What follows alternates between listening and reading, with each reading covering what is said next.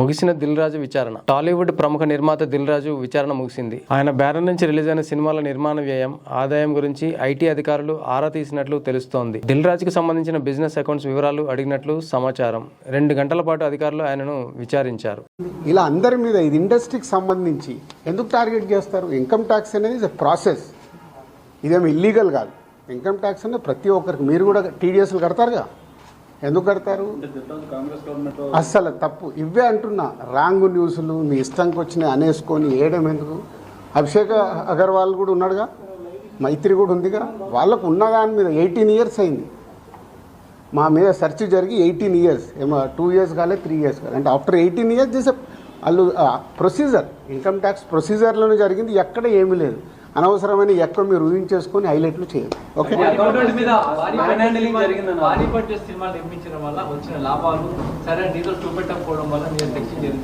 నా దగ్గర కాదండి, మొత్తం జరిగితే మళ్ళీ మీ దగ్గర అంటారేంటి? సో అన్నీ జరుగుతాయి, ఇట్స్ ఎ ప్రాసెస్. ఇందాక చెప్పాను కదా, 24 క్రాఫ్ట్స్కు ఎలా స్పెండింగ్ చేస్తున్నారు. ఇప్పుడు మా గేమ్ చేంజర్ ఇంత బడ్జెట్ అయింది, ఎలా స్పెండ్ చేస్తున్నారు. They want all accounts. మేము క్లీన్గా ఉండొచ్చు, తీసుకున్నోడు ఉండకపోవచ్చుగా. సో మా దగ్గరికి వెళ్ళి అన్ని డీటెయిల్ తీసుకొని ఎవరెవరికి వెళ్ళాయో వాళ్ళ ద్వారా చెక్ చేస్తారు. ఎందుకంటే TDS, GST, so many process ఉంటాయి. అంతేగాని ఎక్కువ ఊహించేసుకుంటున్నారు, ఏం లేదని అంటే హైలైట్స్ దాంట్లో ఉండకుండా కొంచెం బయటికి రండి అని నా రిక్వెస్ట్. హీరోలకి, టాప్ డైరెక్టర్స్ కి బ్లాక్ ఇవ్వడం వల్లే ఇష్యూస్ వస్తున్నాయి అనేది కూడా వినిపిస్తుంది. మీలో కొంతమంది, మీ ప్రొడ్యూసర్స్ కొంతమంది చెప్తున్నారు, దీనికి ఏమంటారు? మీ ఛానల్స్ కూడా చాలా చెప్తారు, బ్లాక్ ఎక్కడ ఉంది, ఎక్కడికి వెళ్ళి వస్తుంది, నువ్వు సినిమా ఎక్కడ చూస్తున్నావు, ఆన్లైన్లో టికెట్ బుక్ చేసుకుంటున్నావు, 90% బుక్ మై షోలో బుక్ చేసుకుంటున్నావు, పేటీఎంలో బుక్ చేసుకుంటున్నారు. ఎక్కడుంది క్యాష్?